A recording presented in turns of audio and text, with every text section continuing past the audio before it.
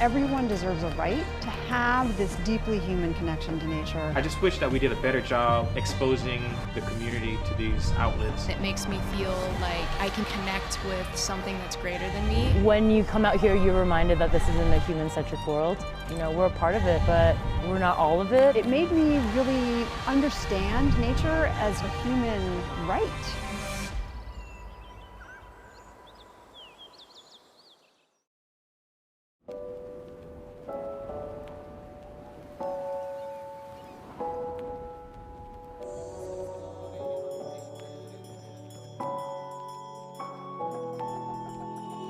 The time that I spend in the mountains is like a religious experience for me and a way to connect with the universe and to bond with other people.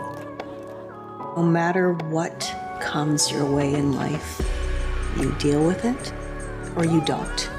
Because you don't have a choice. Life happens. And you make the best that you can of it. And in some cases, it's extraordinary.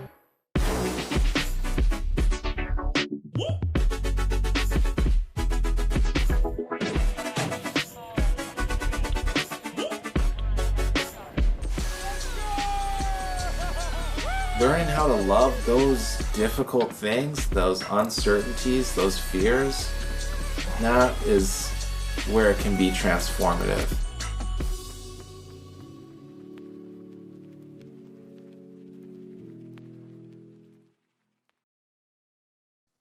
Good evening, everyone. Thank you for joining us. My name is Zhao Ying. I serve on the board of VIMFF, and I am your MC tonight. I am here today on the traditional territory of Tsleil-Waututh, Musqueam, Sumanus, Kikite, Squamish, and Coast Salish nations. Wherever you are enjoying the virtual VIMFF Festival, we encourage you to explore the ancestral roots of the lands on which you work and play. And together we can help to preserve these lands for future generations. The idea of a panel discussion about environmental stewardship stemmed from the fact that I, like many VIMFF viewers, love the mountains and waters passionately. As a step towards achieving VIMFF's vision of inspiring adventurous thought and action for the betterment of people and the planet, I hope this panel discussion will become the first of many discussions where positive changes take place. It is now my pleasure to introduce our moderator for the panel discussion, Dr. David Hick. David is a professor of ecology at Simon Fraser University and a mountain enthusiast. I have had lots of fun and learning working with David and the speakers on putting together this event. I hope you enjoy the stories and the discussion. Over to you, David. Thank you, Zhao Ying, and good evening and welcome everyone. As Zhao Ying said, my name is David Hick, and I'll be moderating this panel discussion on climate change in cold and high places. And you know, cold and high places are really where I feel most at home. For nearly 4 decades, I've been studying how plants and animals have adapted to living in these places around the Arctic and high mountains in Western Canada and Yukon and Central America and Central Asia. But I've also observed worrying changes too. There's less snow and ice. The weather does more weird and unpredictable things now. And we've been observing changes in the numbers and distributions of cold adapted species like pikas and caribou and alpine willows and butterflies. And it's impossible not to notice these changes are taking place more rapidly than in the past. So tonight, our 3 distinguished panelists, researchers, we have 3 distinguished researchers, they're teachers and communicators as well. Dr. Gwen Flowers is a professor of earth sciences at Simon Fraser University. And Gwen is also vice president of the International Glaciological Society. Dr. Alison Criscatello is director of the Canadian Ice Core Lab at the University of Alberta, and she's a fellow of the Explorers Club and the Royal Canadian Geographical Society, and she's the founder of Girls on Ice Canada.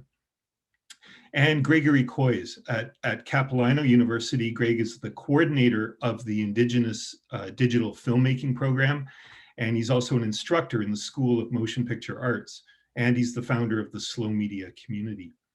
Now, they'll each tell you more about themselves in just a minute, but first let me explain the format for this evening.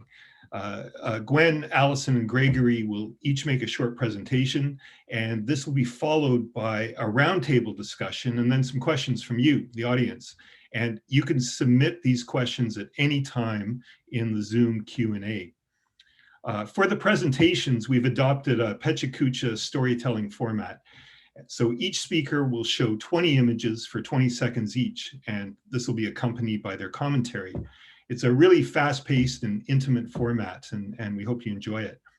Also, please remember that once the presenters have shared their screen, you can make the webcam bigger and the presentation bigger by sliding on the vertical line that splits the screen. And so you can drag it to be wider or smaller. So without further ado, let's get started. Gwen, you're up first. Thanks, Dave. Well, thanks. I'm really honored to be here as part of this environmental panel along with Ali and Greg. As Dave said, my name is Gwen Flowers, and normally I work on the Burnaby campus of SFU, but today I'm coming to you from East Vancouver, from the unceded traditional territories of the Squamish, Tsleil-Waututh, and Musqueam First Nations. 2 years ago, I had the unusual opportunity to walk across the clutter of this newly exposed glacial landscape. I'd walked across many of these kinds of landscapes before, but this time was different. This jumble of rocks and debris had actually been under the glacier my research group had been studying just a few years earlier. As I stood there, I thought back about 10 years, when we would have been standing on ice in this very spot, about 5 stories overhead, installing instruments and making measurements on part of a glacier that actually no longer existed.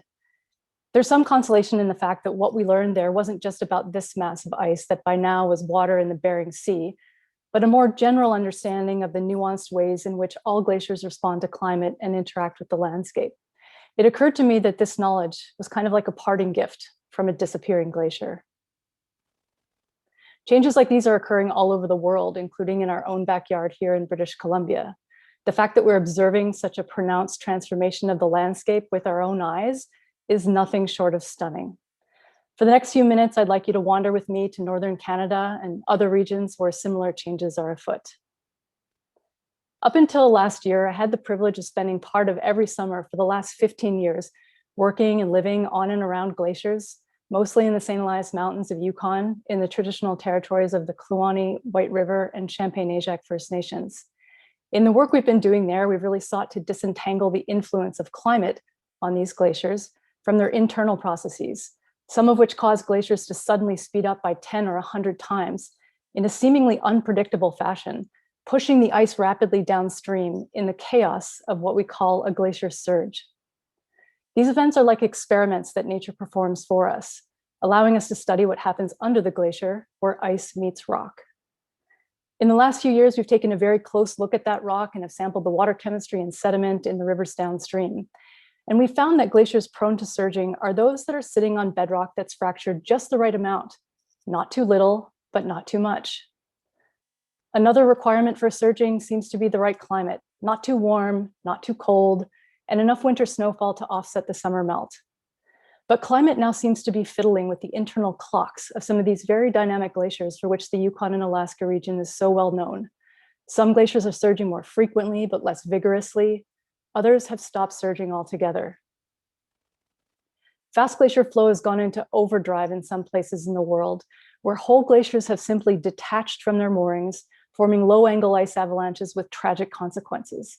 Although we don't yet fully understand this phenomenon of glacier detachment, it does appear to have some links to our warming climate. But you may be wondering, what does ice flow have to do with issues on the global scale? Well, just over half the ice lost from the Greenland ice sheet every year is due to processes that occur at the surface, like melt and runoff.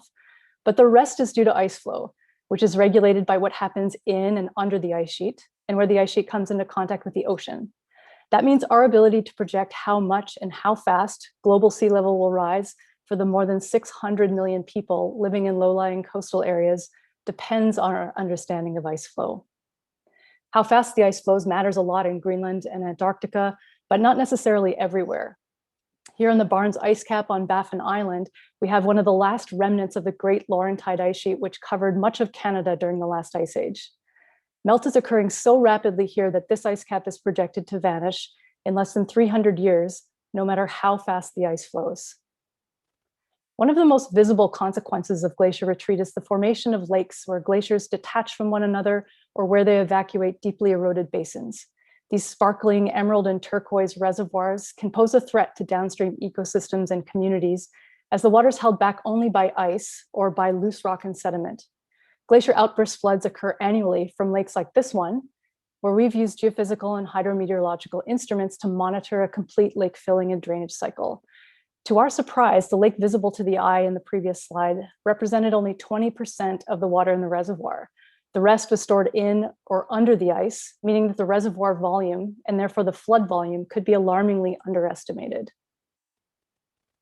Glacier outburst floods pose such a threat in places like Bhutan that active measures are taken to lower or drain the lakes, and early warning systems have been deployed.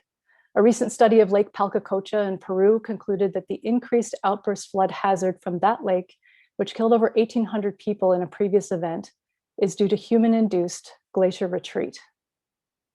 So as we catalog the loss of ice and its many consequences, we can mathematically detect the fingerprints of human influence. In geophysics, we talk about the signal-to-noise ratio, and the signal of human influence on the frozen parts of our planet is beginning to rise above the noise of nature, becoming louder as the years go by. We can also calculate what's referred to as committed climate change and committed ice loss, the changes that have been irreversibly set in motion by decisions of the past.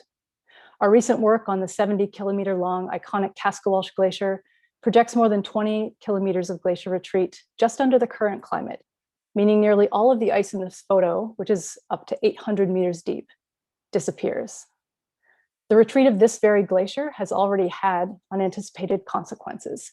The sudden rerouting of its outlet river a few years ago from the valley you see here to another has resulted in dry conditions where silt can be easily mobilized by the wind.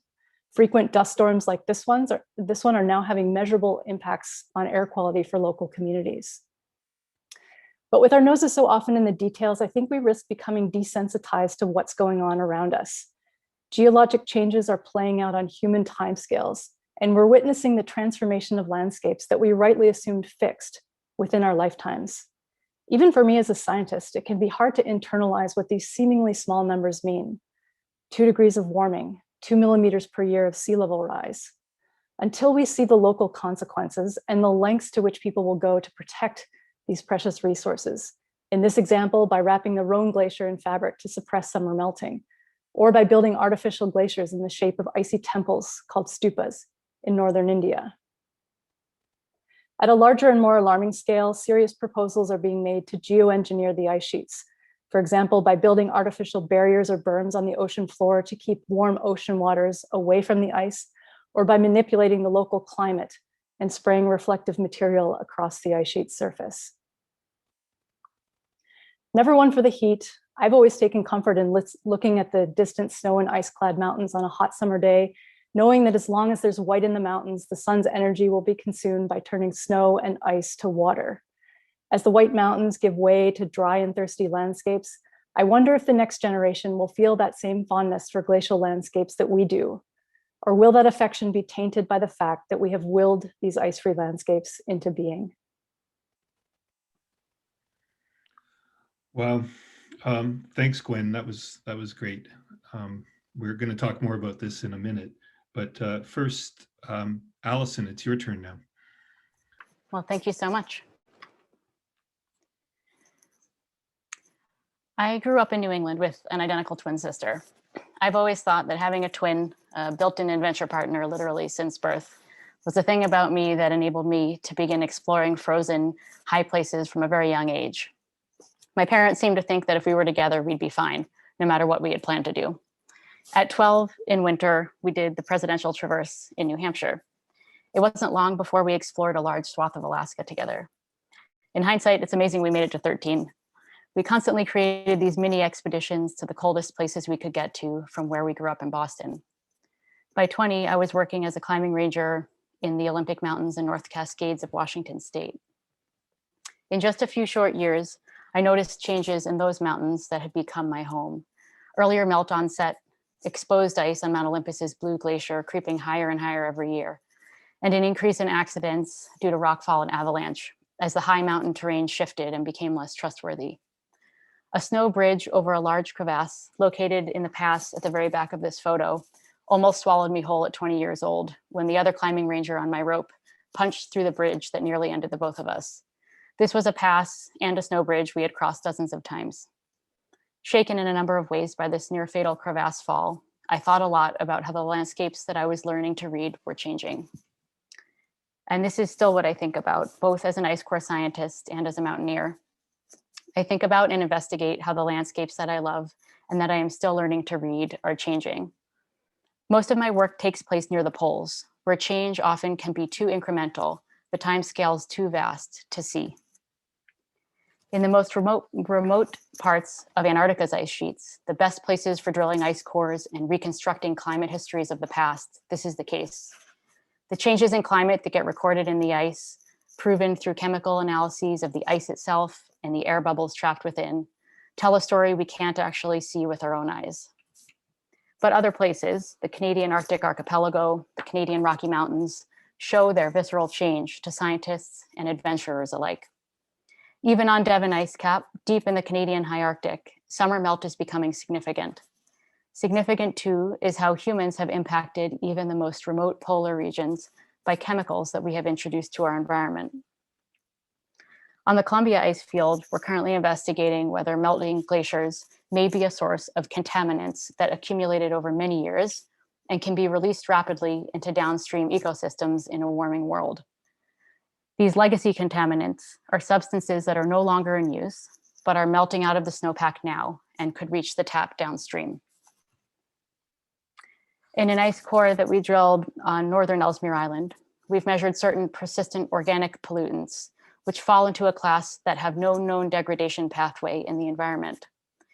These persistent pollutants are making their way to the most remote environments on Earth, as insidious as a warming climate.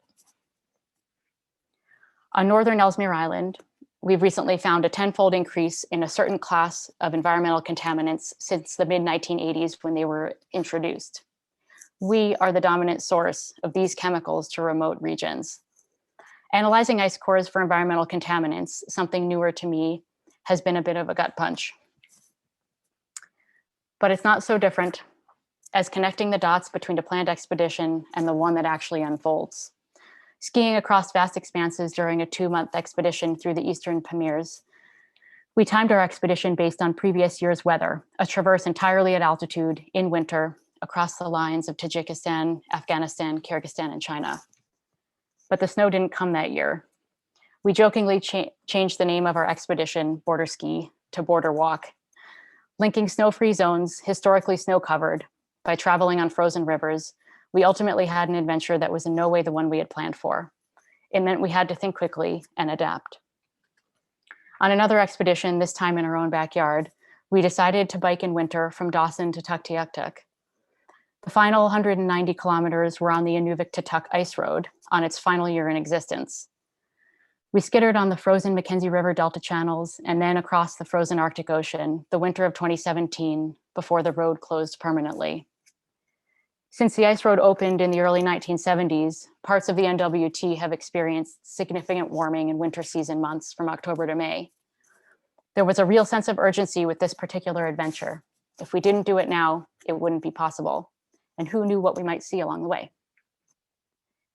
As luck would have it, we coincided with spring jamborees in the communities along the way. And outside Inuvik, we caught the reindeer crossing as they made their way to spring calving grounds. This was an adventure that really might never have come to be if the fire of urgency, that now or never, hadn't been there. Change has come to some of the most stoic, cold, and high places that I've climbed. Logan, Denali, Aconcagua, the highest peaks on each of the continents, are not immune to change. I'll be drilling an ice core at 5,500 meters on Logan's summit plateau over the next 2 seasons. The new Mount Logan ice core will lead to a better understanding of North Pacific climate variability over the last 30,000 years, and the role of coastal mountain ranges and glaciers in the regional and global climate system. Logan is a mountain I think about a lot. It's a mountain that has pushed me to my own limits before, and I'm sure that it will again. With every expedition, whether scientific or for the pure adventure of it, I seem to learn over and over that this is a time of opportunity and discovery. It's a time to make changes within our own lives, within our own communities collectively, for the good and the health of our planet. I recently took on a new adventure, one I didn't know that I wanted. I have a daughter. Her name is Winter. It's easy to look at her and look at the change I see through my work and exploration and be left with hope and optimism, not the opposite. Some of this new fire and hope is what's led me to found Girls on Ice Canada with 2 other Canadian women. Girls on Ice Canada is a free science immersion wilderness expedition for female identifying high schoolers that interweaves science, art, and adventure to inspire leadership, curiosity, and confidence in the next generation of leaders. The outdoors, the cold and high, and yes, the changing places on our planet are spaces for everyone. Thanks, Ellie. There's some things that I really want to ask you about, but first, before we get into that discussion, I'm going to turn to you, Gregory, for a short presentation of your story. My name is Gregory Coys, and in the tradition of my Métis Cree relatives, I'm going to tell you a bit about my family and where I'm from to begin my presentation tonight. I currently live in what is known as North Vancouver on the ancestral and unceded territory of the Squamish and Tsleil-Waututh in the lee of the mountains known as the Sisters. The settler name for those 2 peaks is the Lions. I grew up just northwest of Edmonton on my Métis mother's family farm, where we have been since July of 1885. Our early conversion to Catholicism resulted in the deeded ownership of 242 acres, a river lot where we transitioned from hunting and trapping to farming. I've had a love for snow and ice since I was a kid, and that took me on to the rinks. My passion was hockey and exploring the flow of the game on the precise nature of the ice of our local rinks. And that led me to Yale and a bachelor's degree in geology and glaciology. In 1978, I spent my first 2 seasons on the Juneau ice field in southwestern Alaska with the Foundation for Glacier and Environmental Research, stretching 145 kilometers from Juneau, Alaska, north to Skagway. The Juneau ice field is one of the world's largest non-polar masses of snow and ice. More than 7 decades ago, it was the interior of this ice field that attracted the attention of a young glaciologist named Maynard Malcolm Miller. With the US Navy during World War II, he was involved in several projects examining the impact of weather and climate on military operations. And this is what launched the Juneau Icefield Research Project, JERP, we call it. Every July, staff members lead students and faculty on a 2-day hike up to the first of JERP's primary field camps, Camp 17.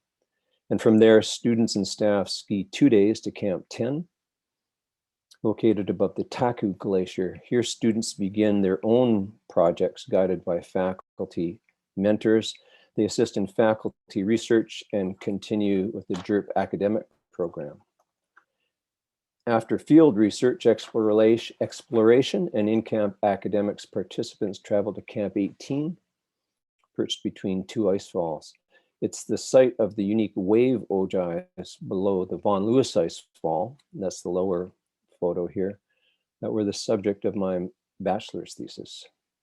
Students complete their projects by hiking down the Llewellyn Glacier on the Canadian side to Atlin Lake, where they communicate their field results to local residents during an annual public presentation. In 1979, following my work on the ice field, I was recruited to work on a mineral exploration project in the high altitude Medicine Bow Mountains of Wyoming, just west of Laramie, a city that sits at 2,200 meters. And then I eventually came back to Alberta to work as a well site geologist, but the oil field wasn't a good fit for me. In the summer of 1982, the phone rang, and it was a friend in the entertainment business in Edmonton, inviting me to audition for a feature film on a native runner, Billy Mills, a Lakota Sioux, who won an Olympic gold in the 10,000 meters in Tokyo in 1964. And in a quirk of fate, I was cast as the silver medal winner from Tunisia. And that began a 35-year career as an Indigenous media storyteller and work with the National Film Board on a number of early documentaries. And then 4 years of series work for the Aboriginal People's Television Network, exploring contemporary Indigenous music that took me from coast to coast to coast and into our communities. And this led to a phone call in 2012 with my good friend Ayu Peter. I was pitching her an idea for a documentary, and she was initially interested. But when she called me back an hour later, she asked, "Do you want to go to the North Pole next Sunday?" I hesitated for a nanosecond and then said yes. And that began the voyage of a lifetime on a small 100-passenger cruise ship staffed by a cadre of Arctic science experts as well as Inuit cultural experts like my friend Ayu. And I met Zach Kunuk, the celebrated Inuit filmmaker, the director of a feature film, Atanartuit the Fast Runner. It was through Zach that I really learned the deep connection that the Inuit have to the land, the ice, and the animals, and how deeply they value community. The high Arctic is a giant deep freeze where ancient village sites are preserved and where the precursors of the Inuit, the Thule culture, hunted 50-foot bowhead whales in skin boats with stone weapons. When I asked one of our Inuit cultural experts on board how they accomplished this, she said, "We didn't have a choice. It was a matter of survival." My first 2 voyages with Adventure Canada took us up through the Northwest Passage, up the eastern shore of Ellesmere Island, and within 600 miles of the North Pole. With many stops and excursions along the way, we then came down the western coast of Greenland. Those are the bottom 2 photos here, with its many fjords and numerous Greenlandic Inuit communities. The Greenlandic Inuit have learned how to live with mountains of ice at their doorstep. And all of that fresh water, that meltwater, supports a thriving fishing industry. This is the same fjord that was featured in the documentary Chasing Ice, where they filmed an ice shelf the size of Manhattan calving off into the ocean. The local Inuit were predicting that with the current rate of melting and ablation, there would soon be no more icebergs produced here. The beauty and majesty of ice, precise water, is inspiring. The variety of form and the constantly shifting tableaus seems to never end. As a filmmaker and as a former glaciologist, I was enthralled. The concentration of ocean, fish, and wildlife at the terminus of these hanging glaciers is phenomenal, but it also brings to mind questions about the amount of melt and what is sustainable. And are we entering a period of unprecedented melting with no models of what this might lead to? In the heat wave in the summer of 2019 in Northern Europe, a record amount of meltwater on the surface of the Greenlandic ice sheet was observed. Now, I'm not an expert, but I know that water always runs down, and that makes the ice even more unstable, kind of like a pound of butter on the counter on a hot summer day. The Inuit across the Arctic are observing changes, like this giant ice pan that we encountered. It had calved off continental ice on the shore of Baffin Bay in Canada's Arctic. The Inuit have never seen this before. As observers of their Arctic environment over a millennia, perhaps they have observations that might prove valuable as we move into the great unknown of this global melting period. Thanks, Greg. Thanks, Gregory. That was what a tour. But for all of you, not just of amazing places, but of your lives as well. I thought before we dive into a wider discussion, what I might do is just show a map of some of the places that that we visited in your presentation. So I'm just going to share my screen for a minute, if you can see that. And I might have missed a few. moved around pretty quick, but you know, glaciers cover about 200,000 square kilometers in Canada. There's probably well over 20,000 different glaciers, and I know you've all been to many of them. But it's really interesting and maybe not surprising that you've converged in a few different places for different reasons at different times.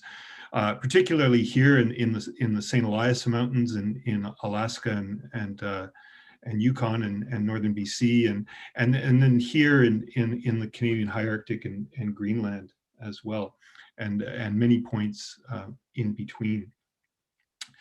So while we have a bit of a discussion, I just want to remind everyone in the audience that if you have questions, please do post them in the Q&A, and we're going to come to those a little bit later on. But maybe, Gwen, I can start with you. Just what are some of the challenges of working on glaciers, and how do you prepare yourself and stay safe while you're working in those environments, and particularly since they seem to be changing so rapidly? Yeah, as you may have guessed, there's a lot that goes into these trips before any of the science that I showed can even be contemplated. So Ali mentioned some of the objective hazards in her talk, stories about falling into crevasses and snow bridges. So we do a lot of training beforehand: glacier travel, crevasse rescue, wilderness first aid, emergency management. But I think some of the hazards that are coming to light as climate is changing have to do with actually getting on and off of the ice, the water and the rock. So streams can be really hard to cross, easy in the morning, harder in the evening when melt's been fired up all day. Some of these valleys we're working in have this kind of chorus of afternoon rockfall as the glaciers have thinned and retreated and exposed these steep valley walls. I think another of the challenges that maybe I'll just contrast these trips with personal trips or expeditions for fun that people might have been on. We're not just trying to stay safe, fed, hydrated, rested, but we're making sure instruments are charged and working and troubleshooting. So it's this really interesting combination of intellectual, physical, and technical challenges. And if I think about the word that comes up most often, it is awkward. Like, I've been on expeditions where half the tent is filled with wire and electronics, and you have to sleep with so many batteries in your sleeping bag. And you can think about, you're skiing across a glacier on a rope with your backpack and poles, that's fine. But then you have a radar system with the computer in your jacket and 40 meters of delicate antennas, and you're towing an instrument, and you've got a GPS antenna that needs to have satellite communication so you can't fall or lean over. It's extremely awkward a lot of the time. And that's how I would contrast it with sort of the trips that people might be familiar with. And there are other little challenges, like animals from Arctic brown squirrels to doll sheep to grizzly bears like to inspect our instruments with their teeth. So you always have to think about things like that. Yeah, I remember the first trip I took up to the Seward Glacier in Mount Logan. The geologist asked us to collect some rocks, and I thought no problem. And suddenly you're loading up your sled and your pack with rocks every day, and this was nuts. But yeah, that's when you're balancing the science and the expedition part of it. Allison, do you ever feel like a time traveler? I mean, some of these ice cores that you work with are hundreds or thousands of years old, and what's it like to sort of hold that frozen water from the distant past and try to decode the stories it can tell us? I like that wording. Yeah, I guess I do feel a bit like a time traveler sometimes. We actually call the -40 freezer lab here that has 1.5 kilometers of ice in it our ice library. But I think, yeah, all paleoclimate records, anything that lets us peek into the past and reconstruct things that we don't have other ways of reconstructing because they're before observational records, give that sense that we're really peering into a world that we don't know. And I guess tangential to that, I would say I'm still totally blown away by the number of things and new things every year that we can learn from ice cores in particular that can tell us about parts of our environment and climate history that we didn't know before. What's the oldest ice in the Canadian Ice Core collection? The oldest ice here right now is 80,000 years old. And almost everything sitting here actually is from the Canadian High Arctic and younger than that. But that's the oldest piece of ice sitting here right now. Oh, that's pretty incredible. Gregory, you talked about you talked about how you managed to find yourselves in these places in the high Arctic, and I'm really curious about the similarities or differences that you've observed between the ways that your Inuit friends and colleagues talk about climate change and how scientists describe what's happening in these environments. What's been your experience with that?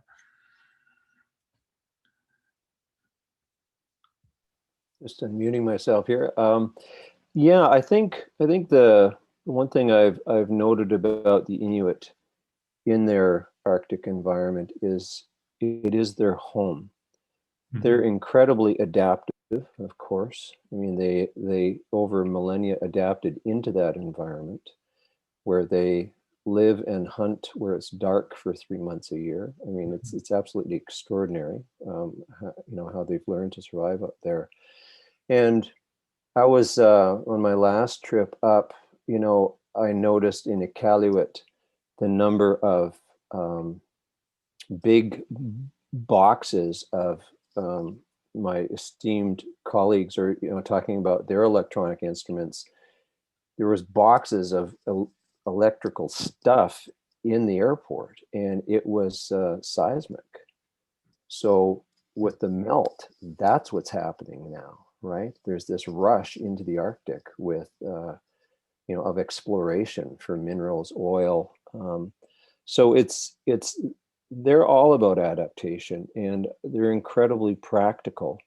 So they hunt and fish, and they call it catching animals. It's a really interesting little nuance of their language. They'll celebrate, and there's a Facebook site where my son caught his first muskox. It's yeah, but they're living it. They're constantly adapting and making observations. So I would say that's the big difference in terms of how they refer to it. Yeah, it's home.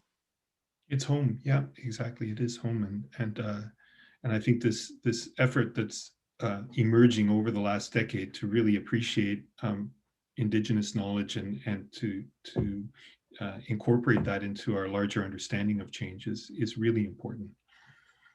Yeah, I would agree, and I this has prompted me to do a little bit of research, and I see that the Canadian federal government is investing in that. There's a program. They put $1 million behind a program investing in Inuit input into the future of climate change in the Arctic. So it's encouraging, and as I said, I mean, I think there's a wealth of knowledge there. Yes. Yeah, there is. Gwen, I'm going to turn back to you for a moment, and maybe we can talk about a little bit more science. Is there a difference between how large glaciers and smaller glaciers are responding to climate change? Yeah, I can think of a couple of differences, but the first one that comes to mind is the speed of their response. Mm-hmm. So let's say we think about a small glacier like a chipmunk and a big glacier ice sheet like an elephant. If you give them both a nudge, the chipmunk's going to respond more quickly. So small glaciers respond more quickly. They also have shorter memories. So they're responding to the climate of the last decades or maybe centuries, whereas glaciers as large as the Greenland and Antarctic ice sheets are still feeling the effects of the last ice age thousands of years ago. I guess the other difference following on from that is that it's easier to predict the response of small land terminating glaciers that more represent, ice cubes melting on the landscape like the Barnes ice cap, and more difficult to predict the responses of the ice sheets, which have a lot of their peripheries that are in contact with the ocean. Mm-hmm. Yeah. And what happens when they're in contact with the ocean? That's sort of another dynamic altogether, isn't it? Yeah, there can be what we call nonlinearity, so a disproportionate response to a small nudge. So let's say you turn up the temperature a little bit on a small ice cube on the landscape. We can pretty easily predict how it's going to melt. Let's say you turn up the ocean temperature a little bit. That warm ocean water might get under the ice shelf. It might start melting back the ice sheet under the water line. That might lift the ice off the bed, and that probably causes the ice to speed up and then export a whole bunch of ice that was on the continent into the ocean. So that's a little nudge and a really big response. Yeah, big response, isn't it? we might come back to that in a minute. But Allison, I want to make sure we have time to talk a little bit more about legacy contaminants in ice. And maybe you could just say a little bit more about where these contaminants come from and how long they've been there, and maybe a little bit more about how our water and food supplies downstream are going to be affected if these glaciers do melt. Yeah, sure. I was touching on actually several different recent topics and several different classes of contaminants, but one that probably people have heard of because it has big implications for making its way into drinking water are perfluoroalkyl substances, or PFAS. And this is a huge class of chemicals. They come from a lot of things in our daily lives. I think the two most common areas are sort of non-stick technologies and fire suppressants. And we've looked at these in really remote places, very, very far north in the Canadian Arctic archipelago. And we're also currently looking at some of this class of chemicals closer to here on the Columbia ice field, actually. So we've gotten very interesting results that are out and published already from the high Arctic. And it's always shocking to see what looks to the eyes to be these pristine places, and then measure environmental contaminants in the ice and find a different story. But I would say there's a sort of a more direct human link in a place like the Columbia ice field, where we're measuring some of these PFAS, this class of chemicals that we don't want ending up in drinking water. We're measuring other things too up there that are, I mentioned this as well, legacy contaminants. So these are things that have been banned. We haven't used them for tens of years, but they cold condense into snowpacks at higher altitudes. And then when it starts to warm now, they start to melt out. And potentially, so these are things like DDT, for example, that we don't use anymore, but it's starting to melt out of high altitude snowpacks and could reach the communities that are downstream, such as where I'm sitting right now in Edmonton. So they've been trapped in the glaciers. They've been concentrated there, and now they're going to melt out rapidly. And is there evidence for bioaccumulation and for impacts on fish and wildlife as well as people? Yes, yeah, of course.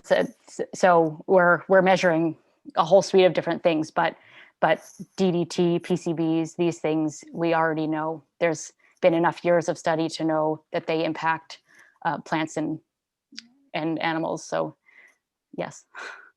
Yeah, I'm glad you can keep track of that a little bit anyway. Okay, Gregory, much of your professional and creative work really emphasizes slow media and looking at things through that lens. And I wonder if you think that approach can help us to better tell stories about climate change, and especially rapid changes that are occurring and its impact on people who live in the Arctic or anywhere else on the planet. Yeah, that's interesting. I mentioned Chasing Ice, and I would really recommend that documentary to everyone, actually. It's fantastic. And the scientist, and I don't recall his name, but former glaciologist turned filmmaker. And he turned filmmaker because he felt that media was a more effective way for him to communicate the urgency of what's going on with the melt rather than numbers. And they basically used a slow media approach where they would set cameras and just let them roll. It's the approach we use with time lapse. And they were lucky enough to catch some momentous changes. We talked about that in Ilulissat Fjord in Greenland, and that chunk the size of Manhattan, which was, it's absolutely astounding. So I'm, it's interesting. The slow media approach actually comes from an Inuit aesthetic of cinema, which basically has nothing to do with commercials, because the Inuit Broadcasting Corporation had no commercials. So it's really about featuring the ice and the land as characters. So if we can put that to use in communicating some of this urgency, and certainly some of the beauty too, I would say, then yeah, I'm all for that. Yeah, really interesting. this question you might all want to respond to. It's something that I've been intrigued by. In the last couple of years, there have been several very public community funerals to mourn the loss of disappearing glaciers, the Okiokul in Iceland, and the Piesel Glacier in Switzerland, and the Clark Glacier in Oregon. And you know, what do you think? Should we be mourning the loss of glaciers? Is that something that is going to become more frequent, or something that helps us to understand the scale of change that's taking place? And I'll throw that out to everyone. If Gwen, I don't know, what do you think? You've been to some places. I'm glad you took notice of this. I mean, as a scientist, I've been fascinated by these funerals or memorials, and actually quite moved that people who aren't glaciologists care enough to mark these occasions. And I think this touches directly on what Greg said, but I'd paraphrase what a really close colleague in Iceland of mine said about the writer and poet who wrote the dedication for Okiokul in Iceland, Andri Snær Magnusson. He said, my colleague said to me, Andri Snær will probably have a bigger impact fighting climate change than you or I would in our entire careers, because as an artist, he can appeal to the heart. And I think if there's something that we've learned, touching on what Greg said, it's that our production of facts and figures and reason as scientists, appealing to the mind, is not the way to change the world, right? What we do, I think, is essential, or I wouldn't be doing it. But what we really need to do is appeal to the heart. So I think these memorials have been really powerful ways and appropriate ways of marking these changes. Yeah, no, I think you're right. One last question I'll just direct to Allison. Can you just say a little bit more about Girls on Ice and why it's so important for the next generation to develop these skills and an interest and a respect and a concern for frozen places? Yes, I would say, well, sort of personally, nothing that I have done with my life I could have done or would have known was possible if I didn't run around with my twin sister in the mountains from a little age and have that privilege of access and experience. I've been thinking about that a lot recently. And so part of the real push for starting Girls on Ice Canada was to help open the door to accessing the outdoors for those who have been denied that access before, which benefits everybody. So it's very unique in that we've tried to remove absolutely every barrier that can exist between someone seeing that this program is there and doing it. And it really seeks to find young female identifying students who have never been given an opportunity before and really have been sort of denied that access. Again, it's important for everyone that we move toward that. Yeah, no, congratulations for getting it up and running, and it's been pretty remarkable to sort of see how much enthusiasm there's been for a program like that. Thank you. Yeah. So I think what I'd like to do now is turn to some of the questions. There's a few that have come in, and again, anyone can ask a question. You just need to type it into the Q&A at the bottom of the Zoom here. The first question is can you talk more about some of the human-made solutions or technologies that scientists are working on to help preserve the glacial ice, and how viable are they? And I think, I think, for example, of blankets on glaciers in Austria and Switzerland to preserve the bottom of ski hills and things like that. But those aren't really, I think, the sort of viable solutions. What sorts of things do you think we can do as a society to address the concerns that we've all observed in the mountains? Who wants to pick that up first? Allison. Gwen, I was going to say, Gwen, you touched on the glacier blankets. What's up with that? Yeah, they're actually quite effective, but not scalable. There have been lots of studies in the Alps about how well they do preserving ice. And even here, if you hike up to Blackcomb Glacier in the summer, you will see blankets around the ski lift stanchions there. So it's quite effective, but it's not practical at the scale of the ice sheets. The other examples that I gave are but 2 of about 20 that you could find in the literature now. So those include a lot of structures that are in the ocean, like artificial kelp forests made of sort of metal blades attempting to keep ocean heat out. There are ideas of pumping the water out of the base of the glacier between the ice and bedrock to make the ice bedrock contact sticky to hold back the ice. There's artificial seeding of clouds and almost anything imaginable. But I guess the big problem that I see with these ideas is that they're treating the symptoms and not the cause. And as a personal perspective, I would say the value of geoengineering the ice sheets and doing this research is to highlight how simple treating the cause is as opposed to the symptoms. So these are attempting to treat the source of sea level rise, but we know that the greenhouse gas emissions and concentrations in the atmosphere are the cause of a lot of these problems that we're trying to solve. So I guess my own perspective would be let's try to address the root cause of these problems rather than in a patchwork addressing the symptoms. Yeah, and I think some of the recent evidence suggests that if we can bend the greenhouse gas emissions curve, that snow can begin to accumulate on some of these glaciers and ice sheets again, that we haven't really passed a tipping point, but we're headed in the wrong direction. So there certainly is climate action that we can all take, but governments and industry need to be very active in supporting as well. Let me move to the next question, because all of these, I think we could stay here all evening and have a very robust conversation. But the next question is what do you see as the role of outdoor recreation and adventure tourism in climate change awareness and action? And maybe, Gregory, you want to address that, because that's some of the things you've done in the high Arctic have been motivated by that goal. Absolutely, and I think it's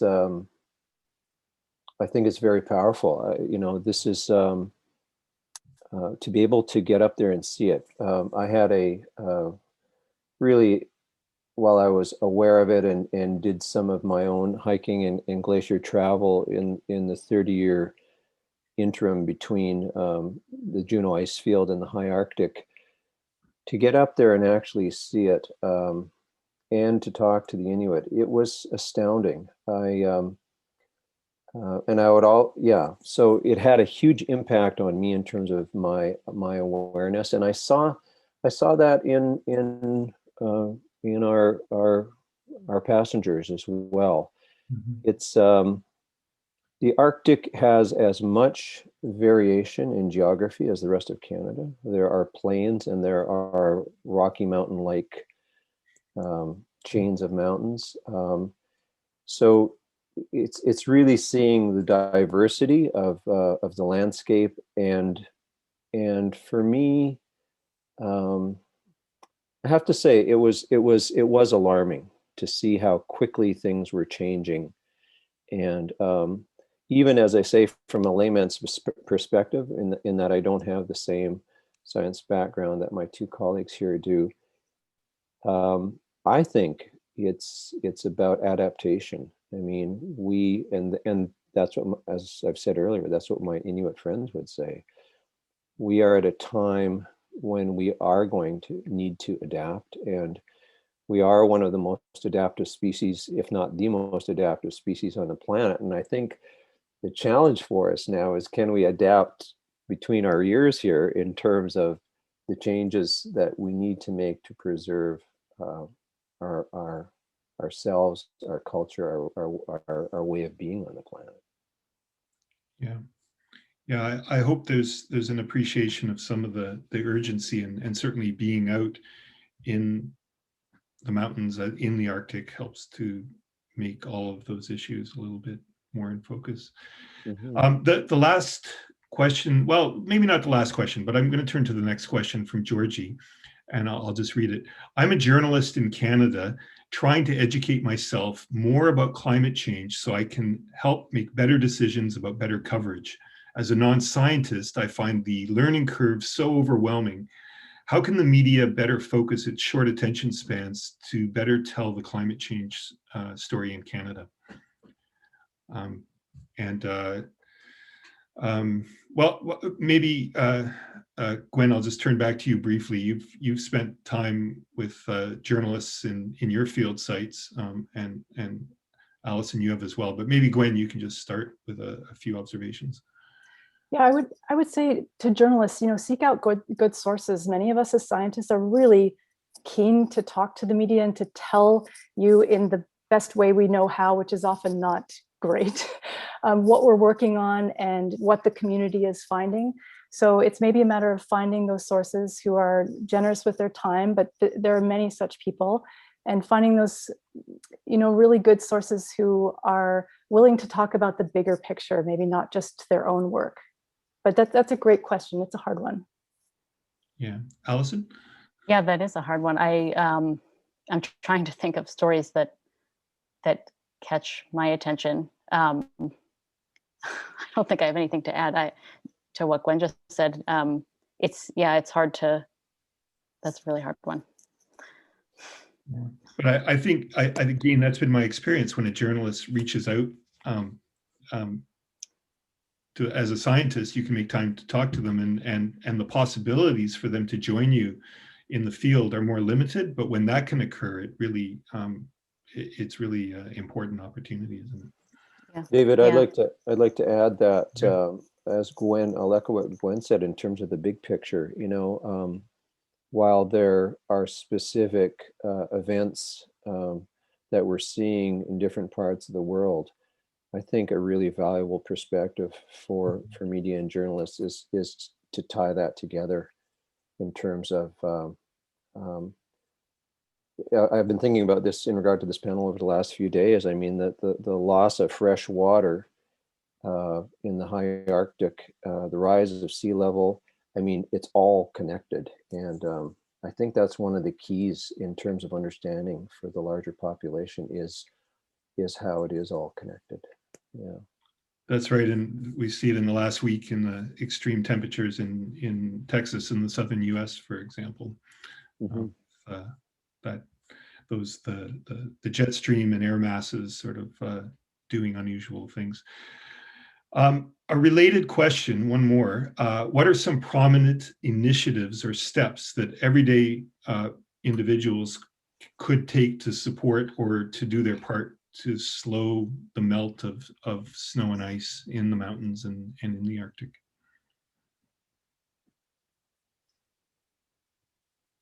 I can just paraphrase a colleague of mine at SFU who works on this. And he said, the most important thing we can do is support climate sincere politicians. I think there is only so much we can do as individuals, but those individual actions we take can be symbolic and influential and normalize the kinds of behaviors that we know have to happen. But I think what really needs to change is something on the larger scale. So our political action and political pressure seems really important.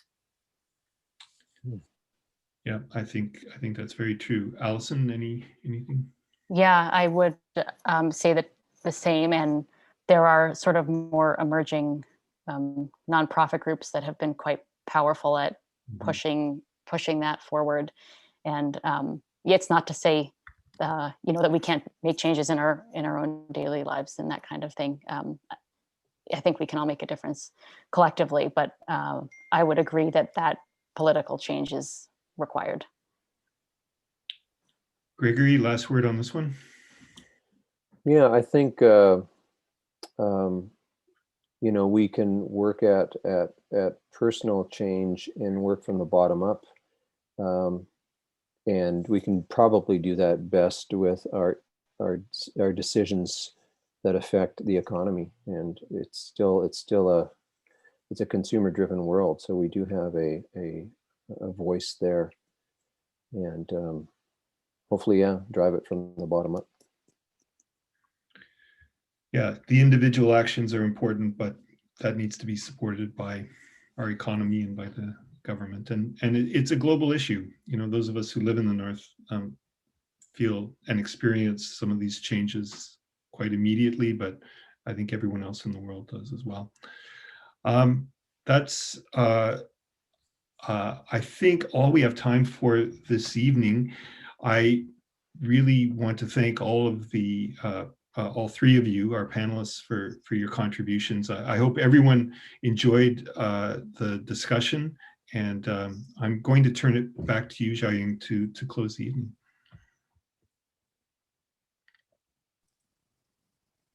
Thank you, David. Thank you again to the panelists and everyone in the audience for joining us this evening. Thanks again to our generous festival sponsors, including Arc'teryx and Creative BC. Please check out the rest of the festival. We're showing over 50 films from around the world. There are also more panel discussions and interactive workshops. Once you activate your pass, if you got a festival pass, you have 30 days to watch all of the content. So please enjoy a month of adventures with the Vancouver International Mountain Film Festival. Hope you have a great evening.